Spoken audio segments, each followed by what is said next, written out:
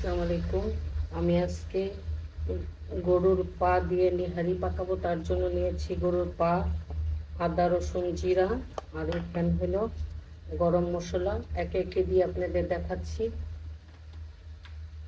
এখন দিয়ে দেবো চুলাতে এই যে পাগুলি, তারপর দেব আদা রসুন, এখানে গরম মশলা, এলাচ, দারচিনি, লবঙ্গ, তেজপাতা, আর একটু দেব হলো কষানোর জন্য খানিক তেল।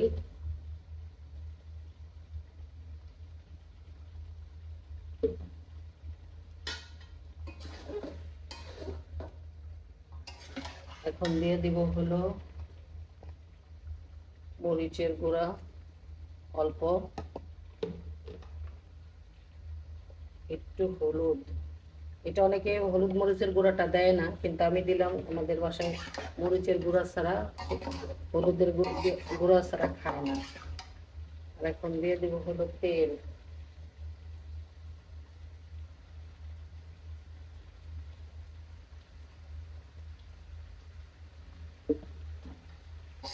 এখন কষাবো, কষিয়ে আপনাদের পরবর্তীতে দেখাবো। এখন দিয়ে দিব হলো স্বাদ মতো লবণ।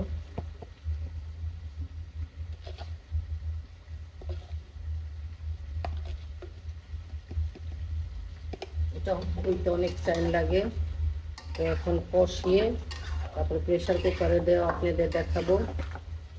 ওই ভালো মতো কষিয়ে তারপর প্রেশার কুকারে দিয়ে সিটি দেওয়া লাগবে। আবার দেখাবো পরবর্তীতে। এই যে গরুর পায়ের নিহারি কষানো হচ্ছে, প্রায় কষানো হয়ে যাচ্ছে মশলাটা।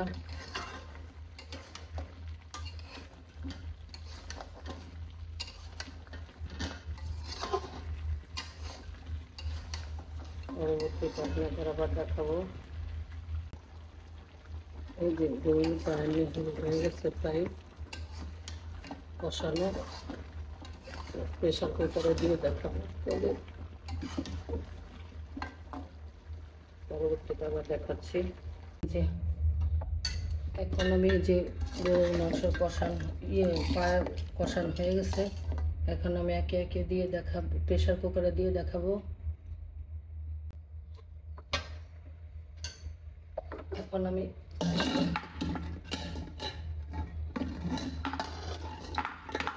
কুকারে দিয়ে দিচ্ছি।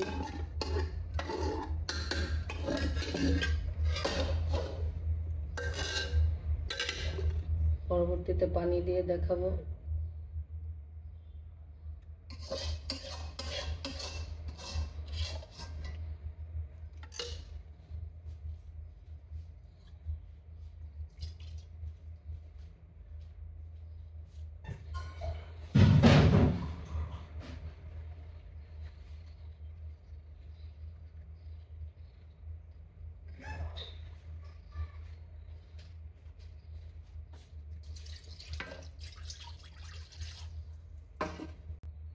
এই যে আমি ঝোলের পানি দিয়ে দিলাম।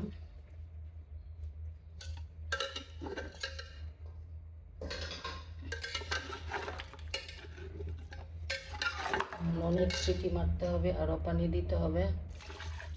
পরবর্তীতে আবার দেখাবো সিটি দেওয়ার পর।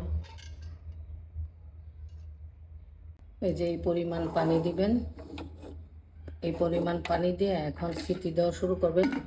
15 থেকে 20টা সিটি দেওয়া লাগবে, কারণ যত গলবে তত ভালো লাগবে।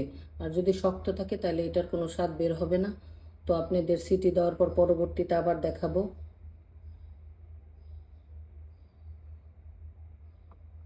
নিহারি হয়ে গেছে সিটি দেওয়া, সিটি দিয়ে এই যে নিছি, এখন কিরকম গলে গেছে। পরবর্তীতে আবার দেখাচ্ছি।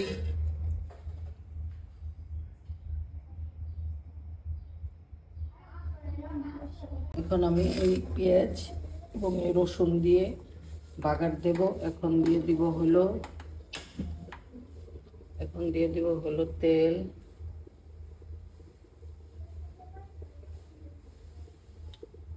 তেল দিয়ে বাগার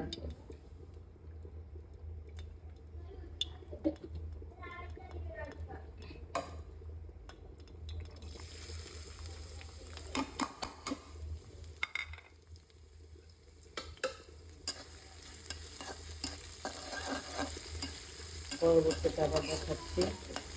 এই যে পেঁয়াজটা লাল হচ্ছে, এখন এই পেঁয়াজগুলো, ভাজা পেঁয়াজগুলো এখানে দিয়ে ফেলবো। এই যে এখন বাগার দিয়ে দিছি, এখন জাল হবে, পরবর্তীতে আপনাদের পরিবেশন করে দেখাচ্ছি।